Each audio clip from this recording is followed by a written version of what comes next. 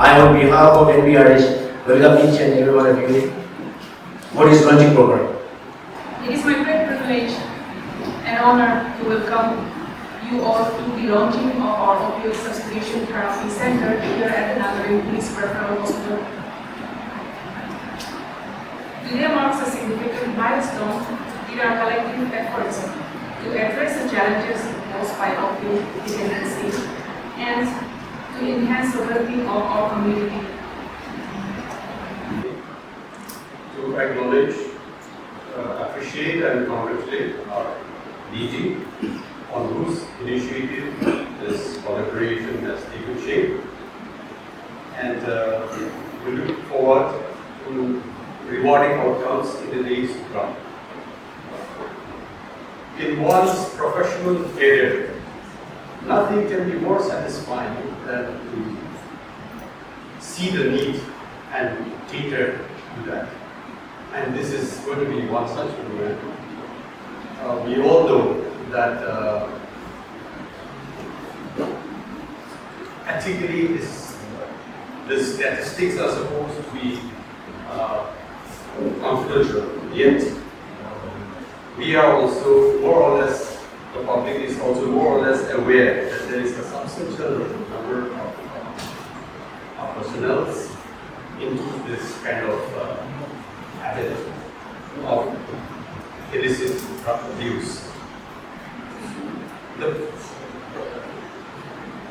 program is intended to intervene and cater to the needs of this category of people. And we have, first and foremost, we have the NACO guidelines under which we will be implementing this program. And therefore, when I say the NACO guidelines, we have very strict rules and rules. Specifically and particularly to do with the data, the reports, and even the intent, the placement of the daily requirements of this OST. OST is, we know, it is a agent that has no, it does not give the kick or the euphoria which happens with the illicit, any type of illicit drugs. And it is kind of the first step for an individual user is to admit and accept the fact that he is an addict. The first step, therefore, is to accept the fact, and as long as the individual is in this denial mode, nothing happens. So, as we start this OST activities here at the police center today, the three reductions, the supply reduction, the demand reduction, and the harm reduction. Our organization, Nagaland, has been facing significant challenges related to HIV, currently ranking second in India for overall prevalence. This rise in cases has been linked to factors such as unprotected sex and the increasing number of intravenous drug users. By providing a safer alternative, OST acts as a bridge to comprehensive treatment, including counseling and social support and healthcare services, facilitating the overall recovery process and reducing the broader societal impacts of opiate addiction. Buprenorphine is a key medication in the OST with a unique feature. When administered at the right dose, the correct dose, it can block the effects of other illicit opiate drugs. We have 56 existing centers, and then this year we also got 7 new centers, which will make it 74 for the 56, 60, 64 for the state. So OST, so I just wanted to show that this is how a typical, the life of a typical opiate dependence on getting the drug for their illicit drug for their satisfaction. We look at it this way. This is a slide all presented, this is a national level master trainer slides given to us through our national trainer agency, the AIMS. So we also look at it that they spend a lot of time looking for the drug to satisfy themselves, and then they also, most of the time they find it and then they reach the intoxication stage, and then it picks down because the craving comes in, and then the withdrawal experiences, though they have to go back and search for the illicit drug, and then after that, after about some few hours, again it comes down, and then the cycle continues for, this is kind of a typical regular cycle that a drug user would experience in a day. So so here here they buy drug, use the drug, recover from the effects, again experience withdrawal and craving, so get back to the drug. Another is, so here we are looking at other like heroin or sunflower or brown sugar as the illicit opiate, and then the OST is an agonist medicine. The agonist medicine, which is long acting, medically safe and prescribed and taken by a safer route, and along with this, the psychosocial rehabilitation becomes very important. So that's where the counseling becomes a very important package of an OST program. So here the OST would come and break the cycle. So when OST, we look at OST as something that blocks the receptor in the brain. Okay? In the brain there's a receptor which craves for opiate substances. The OST is kind of a key that comes and locks it. That comes and locks it, so the craving is locked. So the OST is looked at for the administration of OST is to block that craving receptors in the brain. And when that is locked, that person, and then the OST will not intoxicate. Illicit drugs will put a person in intoxication, they'll have euphoria, high. OST will not give them that. So one of the challenges is also that those people who are into drug because they wanted that high, they wanted that experience of being high, intoxicated, it becomes very difficult to retain them to the OST also. But those people who sincerely want to recover and come out of the dependency, come out into recovery, are the ones like we also see sincerely adhering to the treatment. And over the years, it's about 10 years that we have been implementing in the state, almost about 3,000 recovery completion of treatment has been achieved by us also.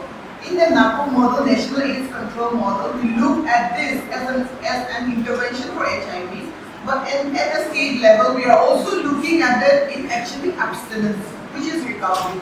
So there is something that we are working on it. To get drug users into abstinence and recovery, psychosocial counseling becomes a very important component, because what we see is that over the years, in our experience, some people are into the OST drug for many years, and some people would exit sooner. But the OST says that the longer they are into, the outcome is better, because we are preparing them not only for chemical dependency, but we are preparing them for psychological, to exit from the psychological dependency. In few centers, like some of them were with us for like more than 10 years, so we also ask them. But they are taking just a very minimal dose. It's just like we always take rice. Rice is a staple food. Even if someone gives me 10 roti after khana area, so their psychological dependency, because of that, these are few people. When we actually look at them, they are not chemically dependent anymore body, but then psychologically they continue to be dependent. So we try to just give very minimal dose. It's like a placebo dose only, a very minimal dose. And then that's how we try to make sure that they don't slip back to the relapse back to the behavior. So we see that these are illicit opiates will again develop cravings and withdrawals. These are agonist medicine, the buprenorphine. This will help in reducing their craving and withdrawals. I believe that even in that first phase, we would not have had more than 50% disclosure of people who were drug users, but even with the 50% disclosure, the numbers were very, very high. It was unusually high. I do not want to give numbers here because I don't want a sort of a negative publicity. We know the problem, we will address it, but there is no point in giving numbers. Then we devised a mechanism where we asked the staff to self-declare who were drug users so that we can address their problems. Unfortunately, neither then nor now we have facilities where we can take measures for rectification. That time we did not have any facilities. Slowly we started developing some linkages.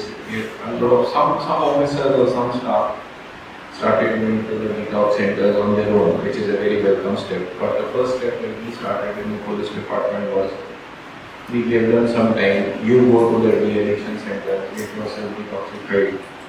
We will not touch you. We will not do anything to you.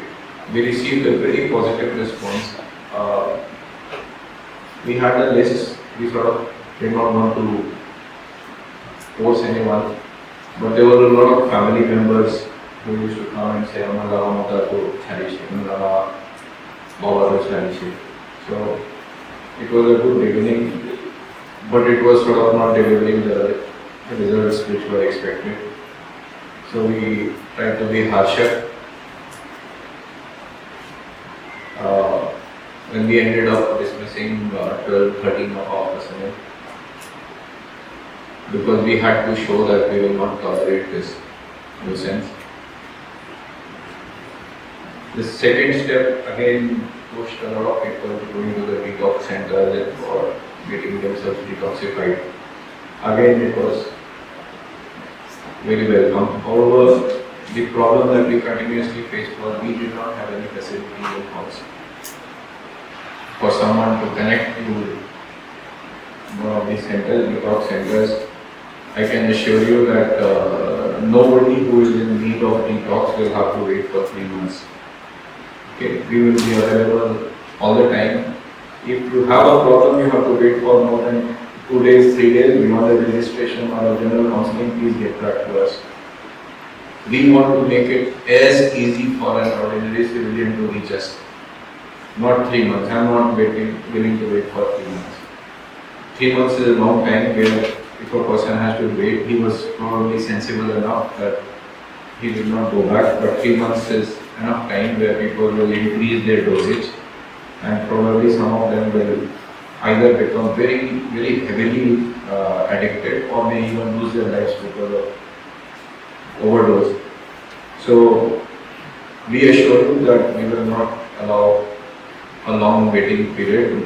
I think my request to the CM, SMO and the other staff is let us not have any waiting period. Anyone who wants to come to the university center, we will be there 24/7 with sort of zero pendency. Ideally, zero pendency for taking a person. And for that, we will need support from NSACs to support us with the medications and the counseling and all, so that we don't have a line of a waiting list. So we will endeavor to do that. I mentioned this to the senior officer in the police headquarters that I am willing to look at giving short-term leave or bringing our own police officers and staff on duty to be posted to Chunuktima and Dimapur area if they are drug users, but with a promise that an independent assessment will tell us that he is giving up the drugs. If there is an abuser whom you know, who is a policeman, family member, mother, father, children, anyone, we will sort of temporarily, I am willing to temporarily attach them to one of the units in Dimapur or Chunuktima so that they can avail these facilities. But that is only a temporary phase. I was just talking to Dr. Sekose and I asked him to, I was bending towards him, I asked him, I said, "Kiman din pe asar padega na? Till in how many days we can feel that the OST substitution drug is making an impact." So he also said, he said, in Maina, 4 Maina, already some of them have been there for 8, 9 years, 10 years also. But I think I am willing to look at a 4-month window as a progress window, 3 to 4 months window as a progress window, where say someone starts with say 28 tablets, but in 4 months he comes down to 6 or 7 tablets, something like that. Okay, a progressive incremental improvement in his approach towards drugs. If he does it, maybe we can look at another 2 months of his attachment or posting in Dimag in or Dimag area so that he can recover fully. But if in this 4 to 6 months period that he is attached here, he goes back to the drug, there is no mercy, he is gone, he will lose his job. I am willing to consider giving enough leniency to all of you, to all my friends in the police department, to help you to overcome the problem. But if you don't want to change, I don't want you. No, if you don't want to change yourself, I don't want a department which is full of criminals, which is full of drug abusers, where someone can give you an allurement of 2 doses or 3 doses and say you want to get holy body. These are likely scenarios, okay? So I am willing to give an opportunity to anyone, family members or our own policemen, please come up to us, disclose to us that you want to go to the rehab. So first undertaking we will take is that I will sincerely do it. We will take an independent assessment from the team here. If he is reducing, maybe another 2 months or something will continue. But once he is okay, he goes back to his unit. This is only for enabling you to get treated and not a permanent posting here. If you think that you will continue here for 10 years, because you will to take OST for 10 years, it will not be done. Okay, it's only for a maximum of 5 months, 6 months, but that 5 to 6 months will depend on the initial progress in the first 3 to 4 months. Then we'll do that. So my appeal to everyone of my police personnel here is, if you are an abuser, please self-disclose and come. We will help you. Okay. Yes, the NSACS has a very good established privacy mechanism that you don't want to disclose things. However, personally, my personal opinion is that there is a conflict of interest between privacy and drug users.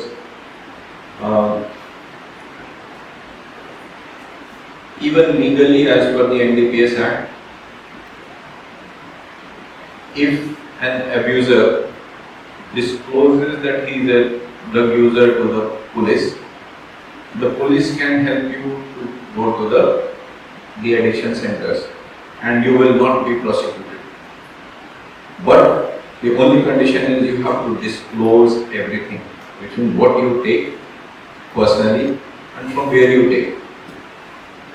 Okay, there is a logic behind this, which this is where my conflict with the privacy issues come in. I think if you say that you will not disclose, I think you have to minimize the number of people that he can disclose to the rest of the world. You need not put all the things on the internet or social media, but to a set of people you need to disclose. For example, to the law enforcement people you need to disclose who is taking drugs, from where he is buying. I will get you the problem. See, as was mentioned in the testimony, one is that craving for the drug, the other is the availability of the drug. My primary job of the police department is to cut down the supply chains and cut down the availability. The availability will not stop unless we know who is selling it. And the best way to know who is selling it is from the abusers. If 50 abusers tell me where they are buying the drug from, I will know 50 sources of drug purchase.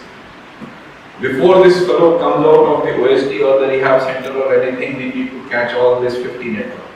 to finish this network so that the drug is not available. If it is not available, he will continue with the OST. If the drug is available, he will go back to the OST sooner or later. I wish you all the best, my friend. I hope that you will go back. It happened to you once, but you have changed. Okay, but since it is available, there is always an allurement. So, my appeal to all the NGOs who are running de-addiction or detox centers, and also my own, our own center, is please do not close your minds to sharing information about the abusers. I can promise you from Nagaland police side that we will not touch any abuser who self-discloses his habit and who discloses the names of others who are selling to him. We will not give his name in public. Okay? There cannot be a bigger promise than this. However, type 5 का 6 का dose ये खाएंगे ना पीछे ते जाएगा ना तो खाएगा तो टाइप के भी थोड़ा बहुत और कौन बिक्री करे ऐसे देखने के भी करो because he is not wanting to change. I know for sure. I know some addicts during interrogation, and I met some NSAC officials otherwise also. There is a tendency among the abusers, among the users, that when the supply is short, they will come to the OST centers.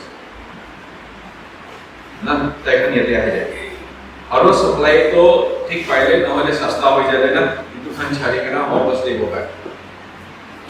So to burn those bridges of supply chain is very important, and the biggest and the easiest method to burn those bridges is for anyone who is coming to the de-addiction center or detox centers, तैखन लगा full disclosure होएगा. Please coordinate with police. We are only helping your cause. We will catch the supply chain channels. Into fund demolition of the way to I okay. It's like it is raining and you want to drink water, but if it is raining, some of the drops will just go into your mouth anyhow. Okay. In this case, it is raining drugs. If we don't put a roof on top of that by cutting the supply chains, by talking to the users who want to reform themselves, if we don't cut off the supply chains, this will never stop. The life of an entire generation of people is at stake. Okay. I don't know, I have not studied all this, but I think all this drug abuse may be cutting down the lifespan of an individual by at least 15 to 20 years, minimum 15 to 20 years. You know, 15-20 years, any job. If he is to die at 60, he will die at 40, but there is no method of calculating by 60 nowadays. But there is definite correlation that his health is weaker, his habits become bad, bad order in the society becomes bad, he starts doing petty criminal things. Another request to family members, parents, spouses. Viral fever हो जाए तो doctor के जाएगा. तो बीमार हो सकते. If you have a child in your family, your husband or anyone in your family who is taking drugs, please take them to the detox centers. None. I have heard from people na para ho jaye sabta khan ke bahan na pare kalo paisa di go hi laga ho jaye. You are not doing any favor to your child or your spouse. You are just making the things worse. Rather than giving him to hospital, take him to the detox center or the rehab center.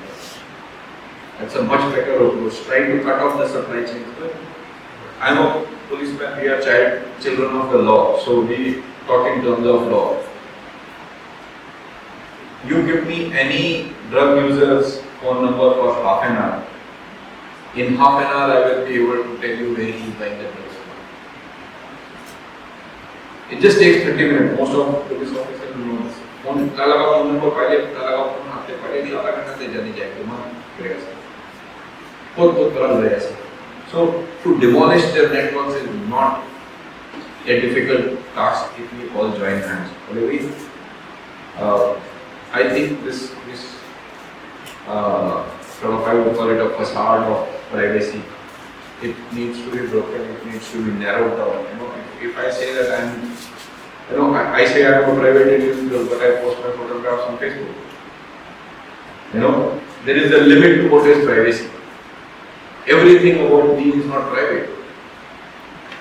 If I'm talking about the drug user, the fact that he has a life other than being a drug abuser is probably different. But when it comes to his taking drugs or where he is buying from, there is no privacy involved. Okay? Even the Constitution of India and worldwide, the Constitution give you sort of an immunity not to give statements about your own wrongdoing. Don't tell us about your wrongdoing, please tell us about who is supplying to you. Okay, I assure you that if you tell where the others, who are the others giving you drugs, where are they buying from, we will act against that supply chain and demolish that supply chain. And the task, the fight against drugs will become very easy if everybody starts cooperating. Honestly, on this particular issue of privacy, I am very passionate about this because I feel that without this we cannot win this war. Okay. Currently, say Nagaland police last year may have arrested around 450 drug traffickers. Okay. But imagine there are almost 8,000 people in the addiction centers. If you want to start an investigation, which is better, 450 or 8,000? Because those 8,000, if they are properly counseled and information is extracted from them, even if each one of them tells about 2-3 people, we are looking at a pool of 24,000 people who will tell us where they are buying drugs from. And then there will be interconnection. These 5 people are taking from this person, these 10 people are taking from this person. So it's very easy if people cooperate in this. If there are civil societies, my request to you is please don't take law in your own hands. You know of a drug abuser, please don't arrest him, don't confine him. If you are doing it, you are probably also committing a crime. Okay, you cannot impose any fines. No civil society, no village council, no student organization, no public organization can impose a fine. Police officers cannot impose a fine. Advocates cannot impose a fine. Judges cannot impose a fine on you unless your conviction has been done. Okay, only at that stage. Anyone else who is asking you for a fine or a money or a penalty is actually committing a crime. Let me be very clear about it. So if you know anyone who is asking for a fine or is imposing a fine, firstly, don't do it. Secondly, someone is doing it, please inform us. We know that there are black sheep everywhere. Even in the police department, there will be black sheep, people who are catching drugs or drug peddlers, seizing consignments and letting them go for money, or just seizing consignments and letting them go. Okay, he's not even taking money from them, but he will sell the consignment. I don't want criminals in uniform. These are criminals in uniform. If there are people like this, my appeal to all of us from the police department and from the public is stop this. You are involved in a crime. I hope that this center will be useful to police personnel and their families throughout Nagaland. I also hope that the civilians in and around Shumukrima and Dimapur, whoever is in need, will come here. I think I don't really know how is your system, but there is a very real possibility that there is someone who is registered in one OST in, say, Tampan Basti, who goes back to drugs. Okay, next time he goes there, they will ask him for Jaisi, Iman bin Filehani. So he will come back and register in some other OST. I don't really know whether you have a system to match all this and find out if a person is missing, why is he missing for. Okay, if you don't have a system like this, I think we need to develop a system which is synchronized, which helps us to assess whether a person is continuously taking to the substitution therapy or he is going back to drugs. My assumption is that if he has left somewhere, okay, then either he is going somewhere else or he has gone back to the drugs. In both cases it is bad because today he is going from say London Bus to Chumung River, tomorrow he will go to Coimbatore. We will not be able to track this. So we need to work out a sort of a synchronized data bank of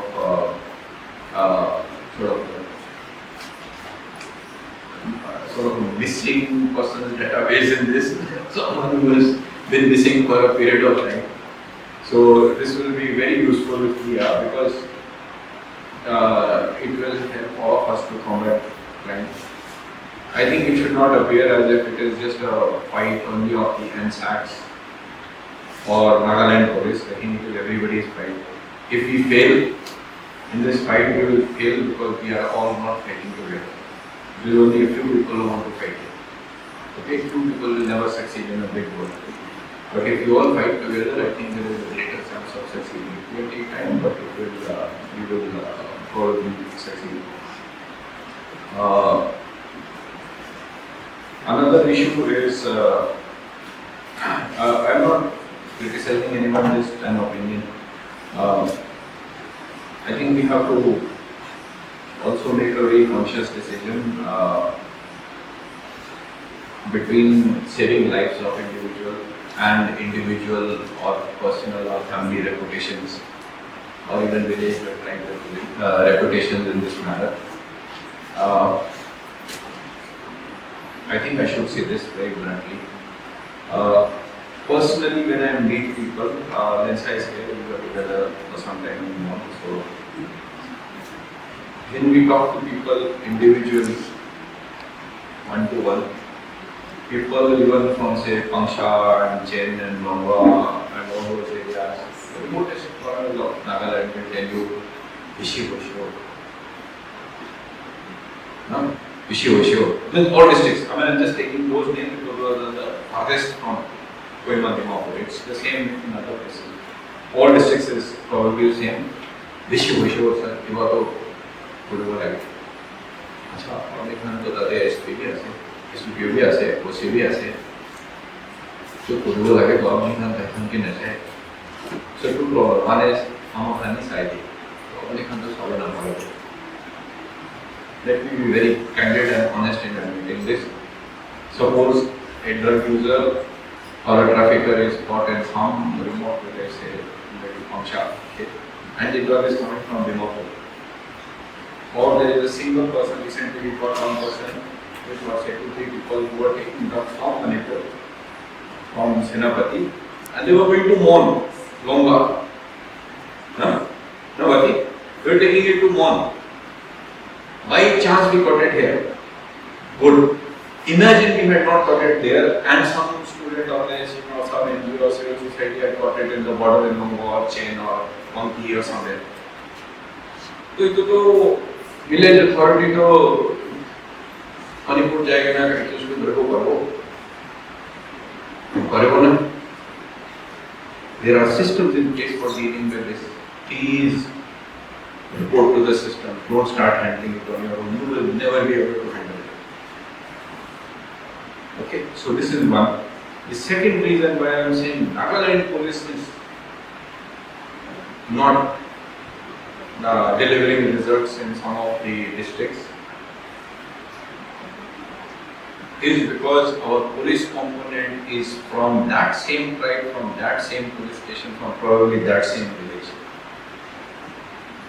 It is an honest admission. Na? Dhorele to mokan tate khati bole ase to. Piche te mokan dikta pao. Society mokan bi biya ko. Hobo biya ko. Please look at one small thing. Are you interested in your reputation or your reputation and well-being in your society, or are you interested in the well-being and welfare and health of your relatives, family members, villagers in that area? If you don't stop this, you are allowing your own family members and villagers to die over a period of time. You are a conspiracy in their, you are a conspirator in their death, if I will call it. Okay, this is a big problem. I think the Nagaland police also needs to address this issue. People who are posted in their home districts or in their home police stations and they are not acting, I think there is probably a case for all of us to start looking at this model of policing where people only want to go to their home district or police station. You know, mostly काम करोगे आशा करे तो police नौकरी ना मिलेगी सीधा सीधा. If you are in your, there is a model in some countries in the West, say US and all, where they have the county police and all. Okay? The county police is taken from the same community or from the same village. So the people in Nagaland is none of it. They are professionally active. They catch a criminal. Okay, so please start looking at it, my jawans, my officers, my personnel, please start looking at this.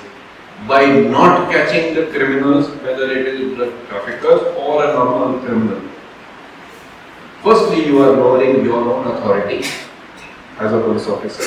Secondly, you are doing a disservice to your own people because you are allowing the moral, ethical, legal and health standards in your own society to decline. Now, there will be a time when it will come where the problem will become so big that we will become small. Currently, we are in a position we may be able to handle it. Maybe the problem becomes so enormous we will not be able to handle this. Okay.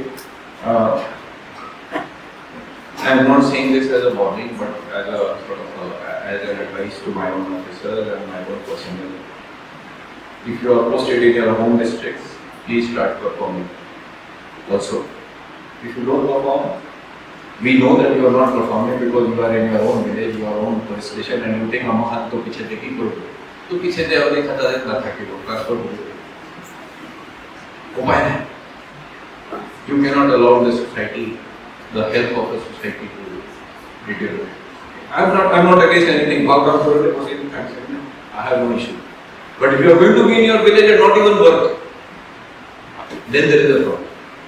Okay, so please be careful, be more professional in your approach. I have said that they would want better cooperation with FinSACs. We will continue to need your guidance on various issues. I'm sure we must be having better mechanisms than us because we are just the first center. But we would like to learn. Nagaland police and our medical officers would like to learn about how the de-addiction centers or detox centers work in the rest of the state. How can they be made better from, say, best practices, and also learn from the worst practices there. What is wrong, so that at least we don't commit that wrong. We don't commit that same mistake.